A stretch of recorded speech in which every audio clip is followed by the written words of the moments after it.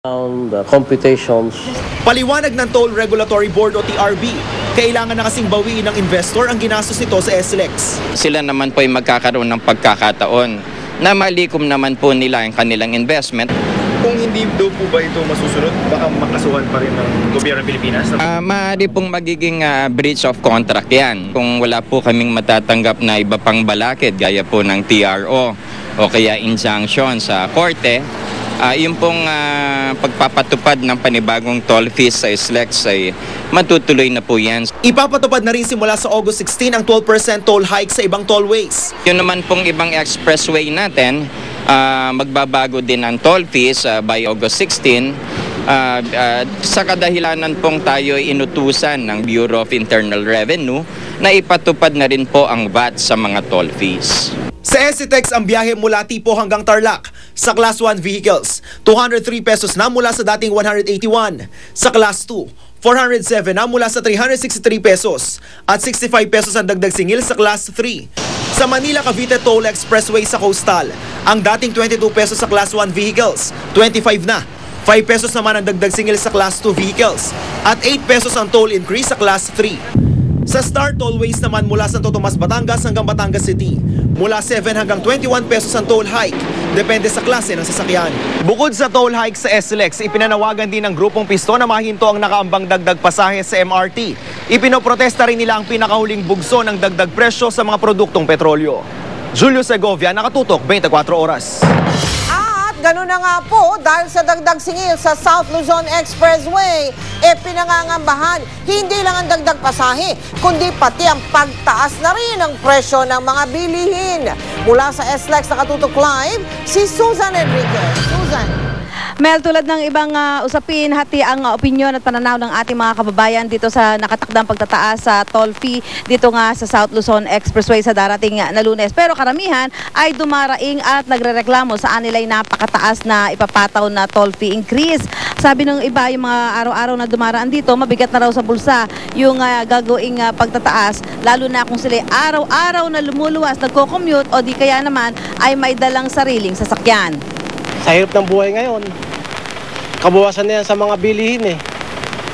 Tsaka, siyempre pag bawas na rin sa bibig ng mga anak ko yan. Sasabihin ko sa anak ko na, anak, bawas mo na sa baon. Dapat hindi ganun sana kalaki. Dapat kahit mga 100% lang sana. Ayon naman sa iba nating nakausap, tiyak daw natataas yung pasahe. Pero malungkot ito, kung magtataas yung pamasahe, wala naman daw nagiging taas sa sahod ng mga manggagawa. Baka tataas ang pamasahe niyan. Oo. Ay pahirap sa bayan yan. Ay tataas ulit yung pamasahe. Ang mga sweldo naman hindi tumaas. Hindi biglaan ang taas naman. Biglang-bigla Dapat unti-unti sana. Hindi kami nagreklamo. Hindi naman inaalis ang posibilidad na tumaas ang presyo ng mga produktong inululuwas galing dito sa Katimugan at gumagamit ng SLEX. At kung sakaling magbabayad sila ng mataas na toll fee, kailangan ay itaas din nila ang presyo ng kanilang mga produkto. Lalaki ang gastos sa toll gate Yung ibang kababayan naman natin ay sumasang-ayon at napapanahon na raw na ipatupad ang pagtataas ng toll fee dito sa South Luzon Expressway. Okay lang din yun, talaga habol ang gobyerno natin. Ayon po dito sa Provincial Bus Operators Association of the Philippines, ang kanilang presidente na si Homer Mercado, ang isang inaasahan na nilang magiging epekto nito sa pasahe ay ang pagtaas nito. Sa katunayan ay nakaamba ang pagtataas na abot ng 65 centavos per kilometer. Ito po ang maaari daw nilang iharap na petisyon sa LTFRB kapag sinimulan ng ipatupad ang toll fee increase dito po sa South Luzon Expressway. Kanina nung dinaanan natin ang South Luzon Expressway ay puspusan po ang mga paghahanda doon sa mga kailangan pantapusin kaugnay nga ng nakatakdang pagtataas nito sa darating na Lunes. Mel? Maraming salamat sa iyo, Susan Enriquez. Isa pa ho sa mga basihan o dahilan ng mga driver sa paghingi nila ng dagdag pasahe ay ang pagtaas na naman ng presyo ng mga produktong petrolyo.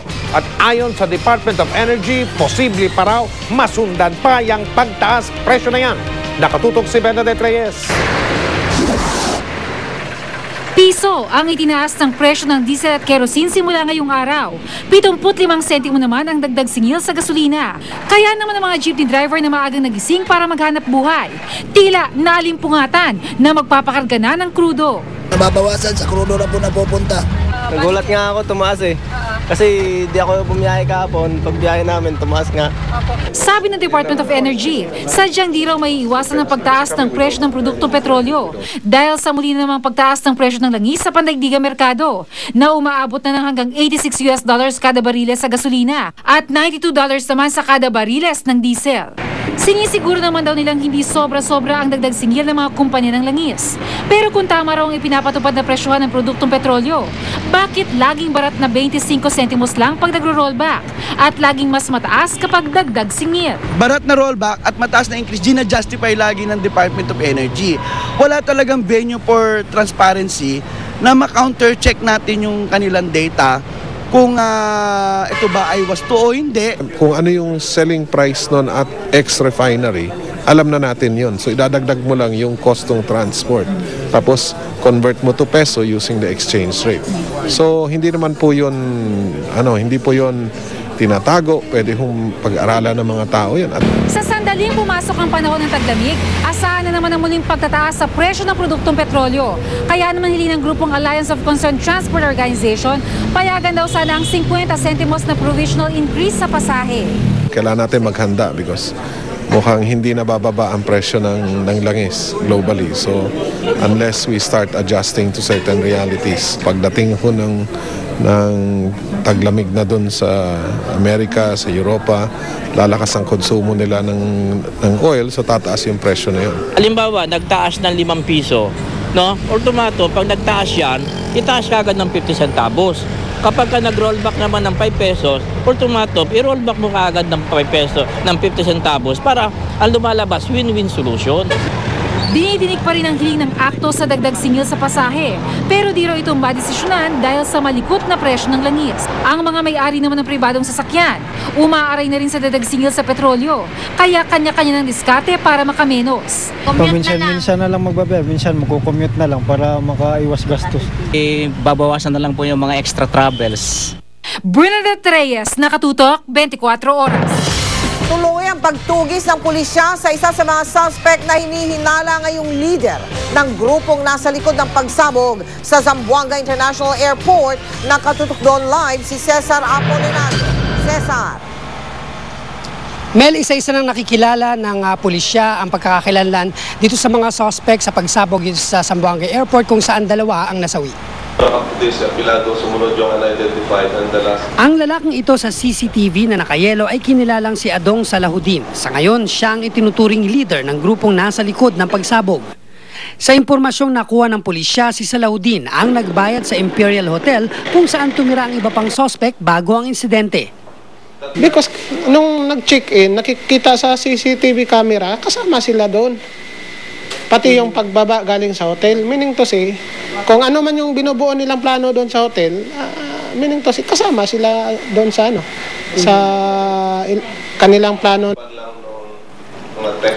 Ang bag na sumabog ay hawak ni Reynaldo Apilado nang sumabog sa loob ng Zamboanga Airport. Namatay si Apilado at isa pang nakilalang si Hatamil Jacob Haron.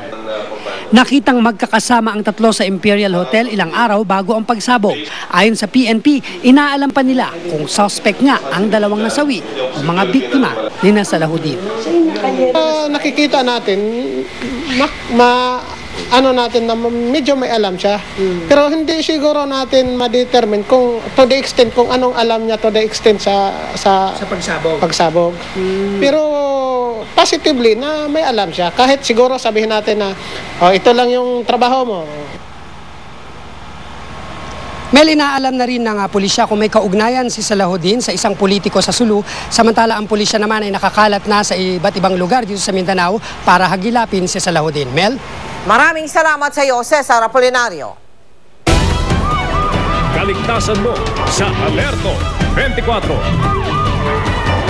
Isang inihinalang hold-upper ang patay matapos siyang makabarila ng mga pulis sa Bangbang sa lungsod ng Maynila. Si Cedric Castillo, naka-Alerto 24 eksklusibo. Waring isang malaking operasyon ang susugurin ng isang grupo ng Manila Police nang mamataan ito ng GMA News pasado alas 12 ng hating gabi. Nang makarating ito sa may kanto ng Bambang Street, malapit sa isang bangketa, tumambad sa amin ang isang lalaking nakabulagta pa, duguan at tila wala ng buhay. Nakabakpak ang lalaki at sa tabi ng kanang kamay nito ay matatagpuan ang isang kalibre 38 baril na waring kakabitaw lamang niya. Halos kasabay naman naming dumating sa lugar ang isa namang lalaki na humihingal pa nang magpakilalang biktima umano siya ng nakatimbawang na sospek. Bagaman nagpa-unlock na ma-interview, tumanggi itong magpakita ng muka sa kamera. May ilang minuto pa lang daw ang nakakaraan nang hold upin siya ng sospek habang naglalakad di kalayuan. Naglalakad ako sa Juan Luna Recto. Biglang lumapit sa akin yan. Tinutukan ako nung baril niya. Tapos hindi na ako umibo. Simple yan lang ginawa sa akin. Baka kung meron pang kasama sa likod. Kaya hindi na ako umibo. Agad daw siya nag-report sa mga otoridad matapos na mabiktima na sospek at mabilis naman daw itong natunton ng mga pulis. Pero papalapit pa lamang daw ang mga pulis ay nakipagpalitan na agad ng putok ang sospek. Naenkwentro ng ating Bangbang yung tinatawag na sinasabing suspect. Nakita naman natin na may gamit at considered as highly dangerous yung tao. Sa loob ng backpack ng sospek ay na-recover ng mga pulis ang wallet ng biktima na naglalaman ng mahigit 1,000 pisong cash at mga personal na ID. Isinugod pa ng mga operatiba ang sospek sa pinakamalapit na ospital pero dead on arrival na ito sa Jose Reyes Memorial Medical Center. Tila wala naman nakapansing taga roon sa naganap umanong holdapan pero batid nilang halos araw-araw ang insidente ng nakawan sa lugar. Talawag dito mga snatching talaga, sir. Ano ulit? Snatching. Kasino kalimitan bitin biktima? Mga estudyante. Doon banda marami. Ano nangyayari? Yung inano ng namamalingki na kinukuha ng pera, yun. Cedric Castillo, naka-alerto, 24. Aminado ang Mobile Patrol Unit ng Manila Police District na apektado ang kanilang operasyon ngayong ipinatigil ang gasoline allowance mula sa PAGCOR. Ginawa ito ng PAGCOR sa gitna ng issue ng umano'y katiwalian. Nakatutok si Michael Fahati.